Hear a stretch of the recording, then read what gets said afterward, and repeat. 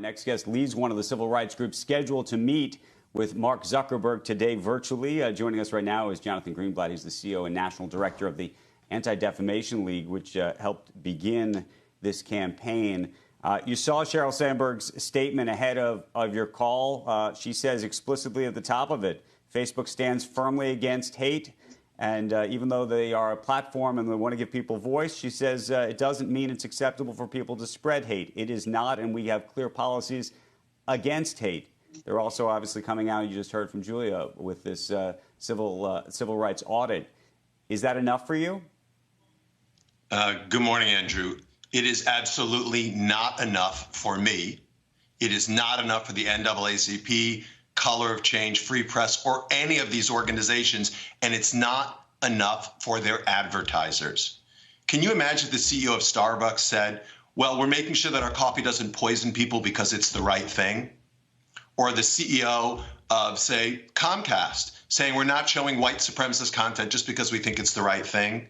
When they say they're not doing it because of advertising pressure, that's exactly why they're doing it. Almost 1,000 companies and growing every day. Years and years have gone by, and Facebook has given apologies, but has failed to give in the kind of action you would expect from any public company on the market today. And let's be clear, hundreds of millions of dollars in lost advertising revenue are why they're doing this. When their stock price plummeted 8.25% last week, and they shaved $56 billion of value off the stock, that's why they're doing this. I mean, really, the time for, well, it's the right thing to do is over. Now it's the thing that they must do. Because why should Fortune 500 companies, why should mom and pop subsidize hate? It just doesn't make sense. Jonathan, though, explain, I mean, there's two pieces. One is, and they're saying this civil rights audit was going to come out irrespective of this campaign. Explain what it is that you think they need to do relative to the work they, I imagine, are going to tell you on the phone call today that they have been doing. Well, it's interesting. I mean, if this were a good faith effort to release the audit, they wouldn't be shoehorning it in, accelerating its release, timed with our meeting today. If this were a good faith effort, they would have already given us a set of recommendations of how they're responding to our recommendations, Andrew, rather than spinning with a Facebook post hours before the meeting. What do we want them to do? It's pretty simple. Number one, put civil rights leadership at the top in the C-suite that's going to look at this in a strategic and holistic way like they would any other business priority. Regular, independent audits that are published about how they're dealing with hate content.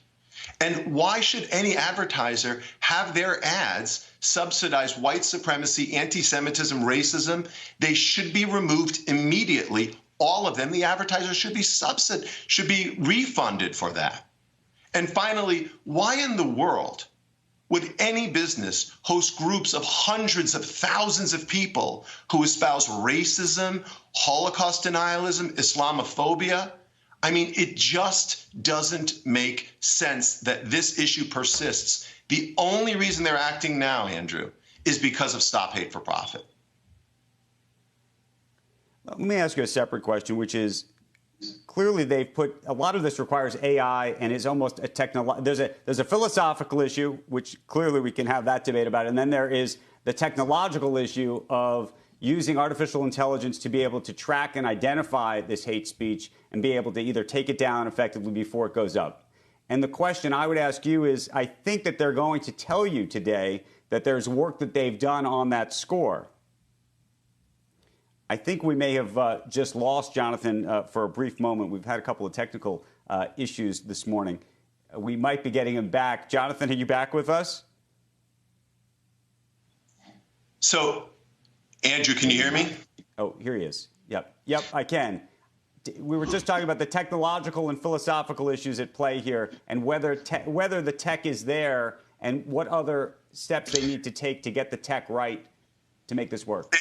Facebook has built the most sophisticated advertising platform in the history of capitalism. They can micro-target their users by location, by age, by industry, by gender. Are they really saying that they can't target neo-Nazis? Are they really trying to make us believe that they can't remove white supremacists? There's a reason why they have 8 million customers today, because their tech is so good. What they need to do is realize we're not talking about a technology problem. We're talking about a values problem.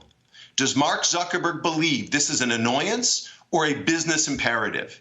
Does Mark Zuckerberg believe that they're a neutral platform and there are good people on both sides? Or will he once and for all take a stand and say, I won't tolerate racism, anti-Semitism, and hate on my platform?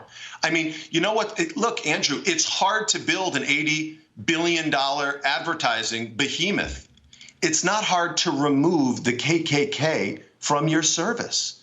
And we just need Mark. We need Facebook's leadership to apply the pressure to get this done. And if they don't see the urgency, maybe now that 1,000 advertisers have stepped up, maybe now they finally will.